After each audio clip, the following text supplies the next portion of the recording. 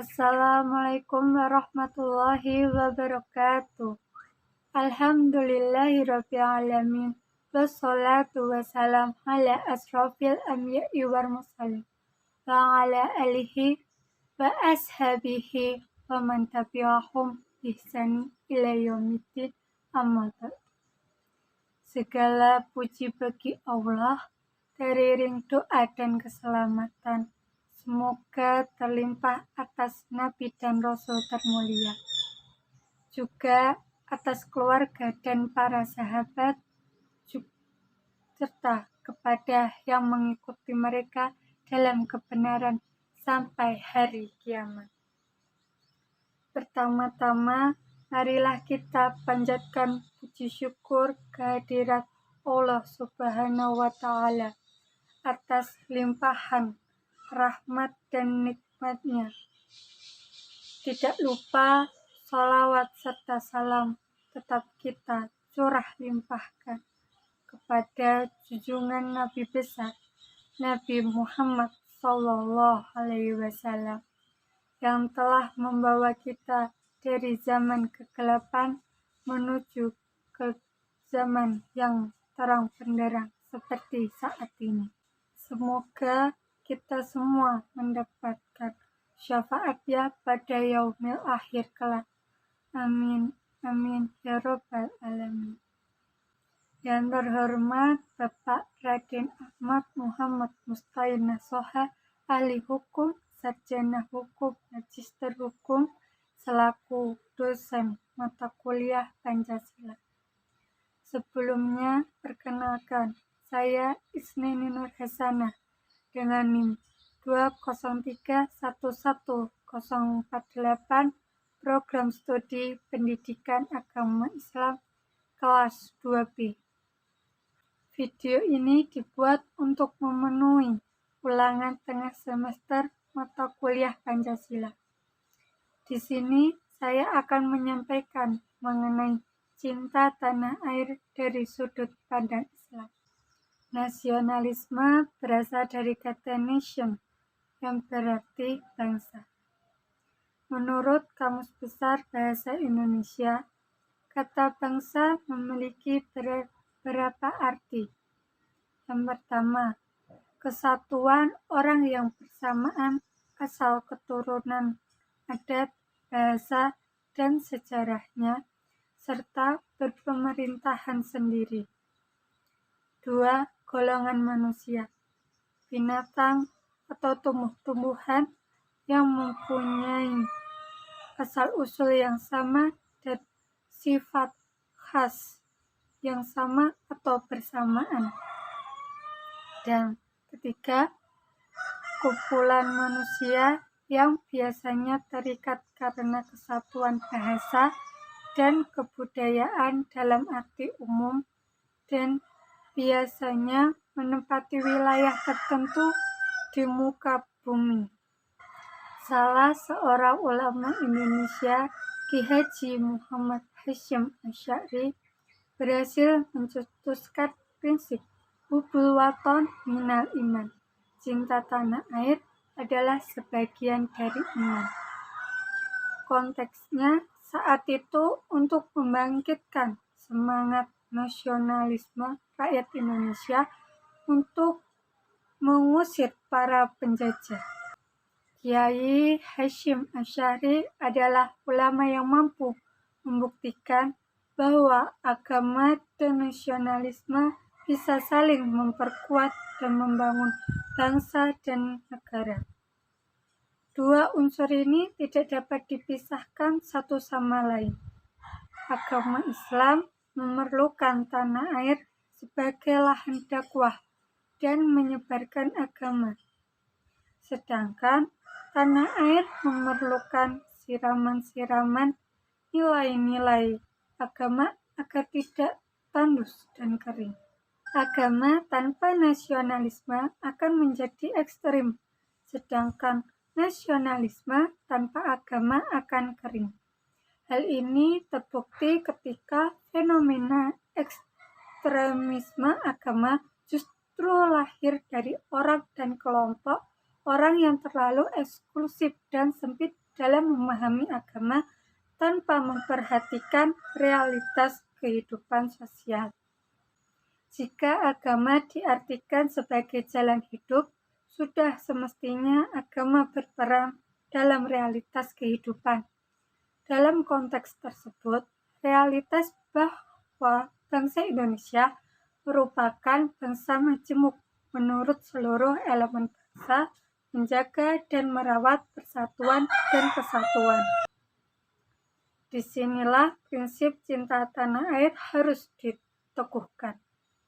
Perjuangan melawan dan mengusir penjajah ditegaskan oleh Kyai Hasyim Asy'ari sebagai kewajiban agama atas seluruh rakyat Indonesia sebagai kaum beragama yang sedang terjajah.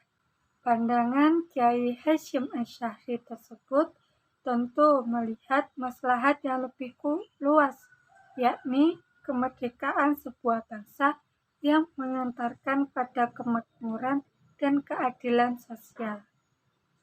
Tanpa disadari akan kesadaran membela tanah airnya, besar kemungkinan kolonialisme akan terus eksis di bumi pertiwi Indonesia. Cinta tanah air dapat diwujudkan melalui belajar tekun, menjaga kebersihan lingkungan, menghormati orang tua dan guru, menghargai sesama teman meskipun berbeda keyakinan, belajar agama kepada kiai atau ulama secara mendalam, dan berusaha agar keberadaannya mendatangkan manfaat untuk masyarakat, bangsa, dan negara. Tanah air sebagaimana yang kita ketahui bersama adalah negeri tempat kelahiran. Mencintai tanah air adalah hal yang sifatnya alami pada diri manusia.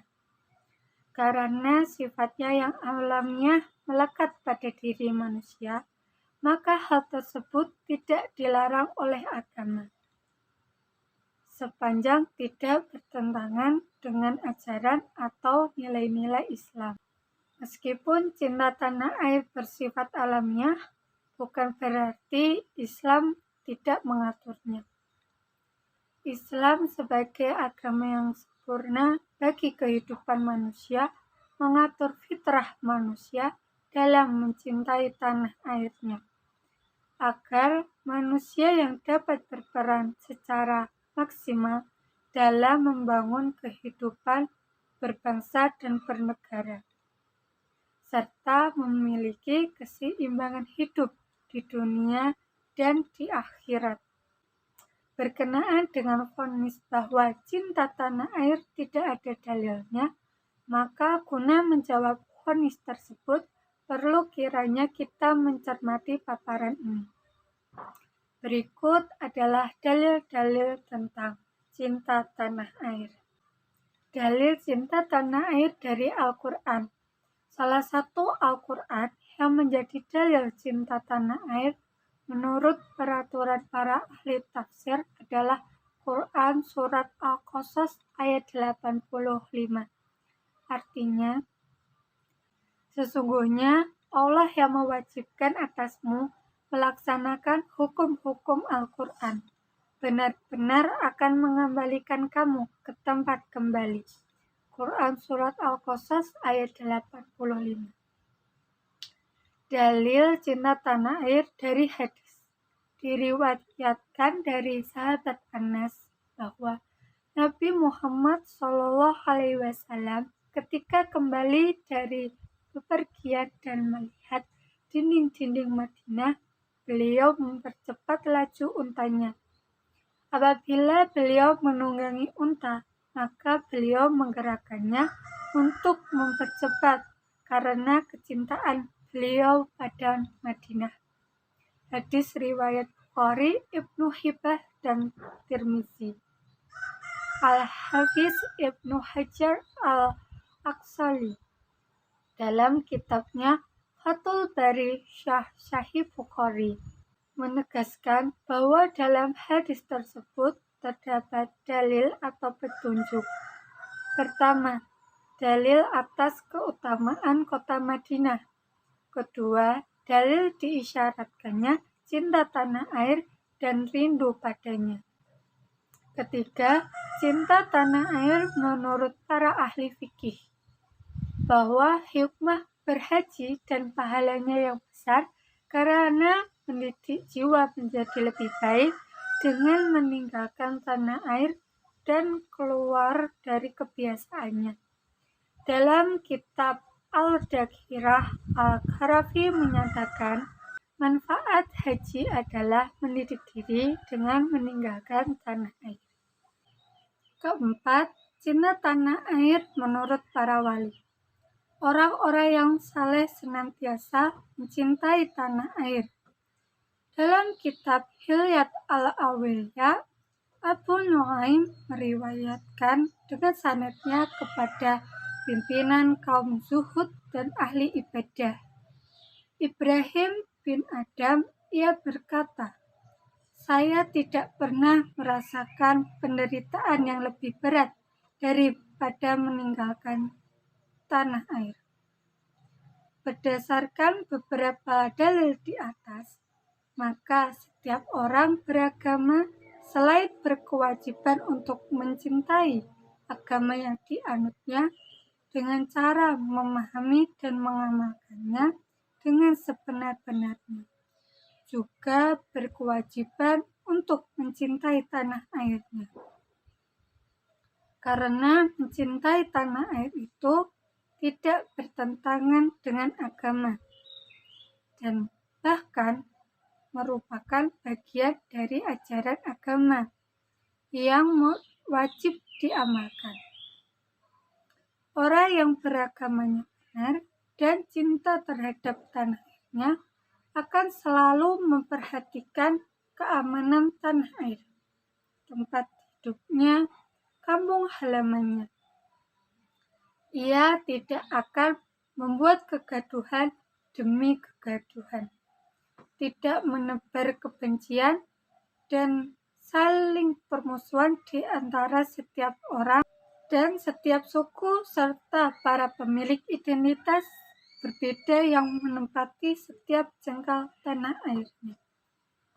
Orang yang mencintai tanah air karena perintah agamanya bahkan sanggup mengorbankan harta, benda, atau apa saja, bahkan mengorbankan nyawanya untuk kepentingan mempertahankan tanah airnya dalam setiap ancaman, baik yang datang dari dalam maupun dari luar. Cukuplah kiranya kita belajar kepada bangsa-bangsa lain yang penduduk negerinya berpecah belah, saling menumpahkan darah, saling bunuh, dan masing-masing mereka berjuang atas nama agama yang sama. Namun, mereka tidak peduli kepada nasib tanah airnya.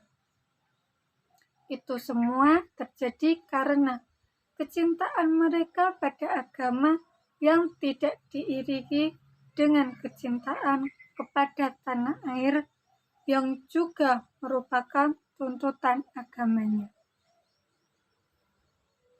Sekian yang dapat saya sampaikan. Mohon maaf apabila ada salah kata yang disengaja maupun tidak. Subhanallahumma wa bihamdika asyhadu an la ilaha illa anta astaghfiruka wa atubu ilaik. Akhirul salam.